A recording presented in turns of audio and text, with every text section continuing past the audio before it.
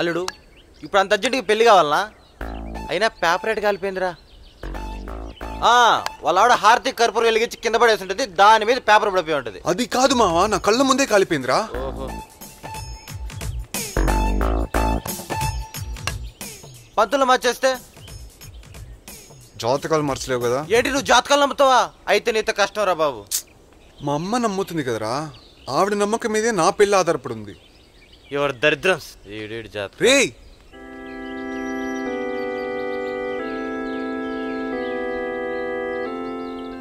అరే బాబా, వీళ్ళ ఫ్యామిలీలో చూసుకోరా, జాతకాలు గొడవలే ఉండవా?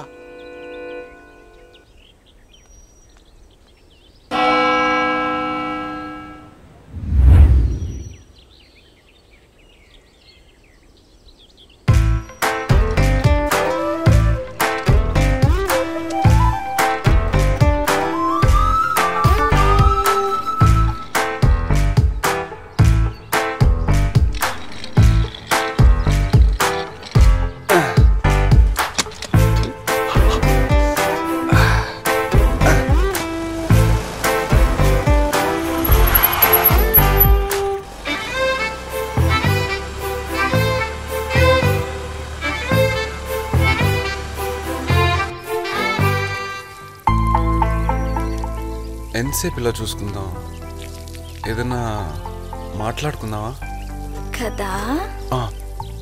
సుదీప్ ఈగా సినిమాలో విలన్ పేరు నాకు చాలా చాలా చాలా ఇష్టం. ఓ శాండీ అంటే గంధం కదా. నాకు కూడా చాలా చాలా చాలా ఇష్టం. ఒత్తి పొగడతేలేనా, గిఫ్ట్ ఏం లేదా? ఏయ్ గిఫ్ట్ కూడా తెచ్చా,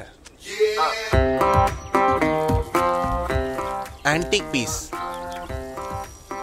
ఇదేంటి వాడేసిన దానిలా ఉంది? వాడేసిన వాటిని యాంటిక్ పీస్ అంటారు. వేలం పాటలో కొన్నా, వెరీ ఎక్స్పెన్సివ్ యూసి. ఉంచుకా.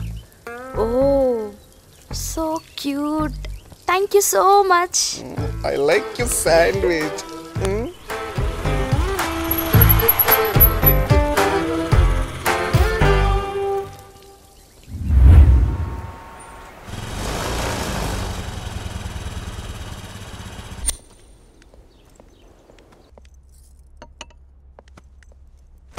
ఎక్కడి నుంచి వస్తున్నావే? క్లాస్కి వెళ్ళొస్తున్నాను మా. ఏ పార్కులో? ఎవరు చెప్పారు? అమ్మా, ఎవరైతే చెప్తా అది నమ్మేయడమేనా? తెలిసిన వాళ్ళ అమ్మాయి కాబట్టి చెప్తున్నాను. ఆ అబ్బాయి నాకు బాగా తెలుసు. నువ్వు ఎంజాయ్మెంట్ కోసం ప్రేమిస్తే ఆ అబ్బాయి జేబులో రూపాయి కూడా ఉండదు. ఒకవేళ పెళ్లి చేసుకుందాం అనుకుంటే ఆ అబ్బాయి జాతకం మంచిది కాదు. అందుకే ప్రజలు ఓటేసేటప్పుడు, అమ్మాయిలు బీటేసేటప్పుడు కొంచెం ఆలోచిస్తే మంచిది. సుదీప్ గురించి ఇంత బాగా మీకెలా తెలుసు? కర్మ కొద్దీ వాడు నాకు అన్న కొడుకమ్మా.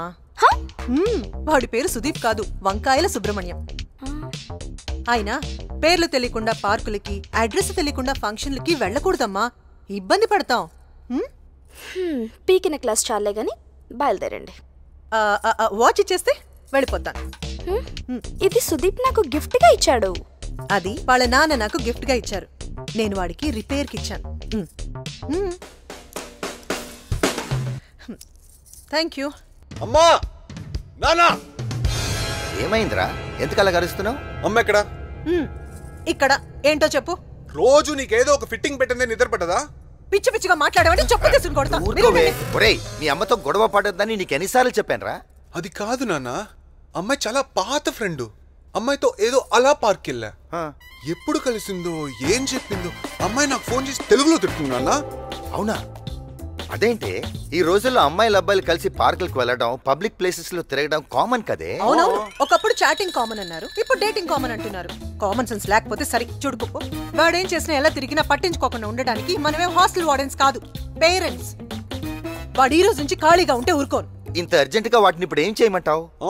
వాడెక్కడికో వెళ్ళి ఏం చేయాల్సిన అవసరం లేదు. మన మ్యారేజ్ బ్యూరో మెయింటైన్ చేస్తే చాలు. నువ్వు అలాగే అంటూ ఉండమ్మా.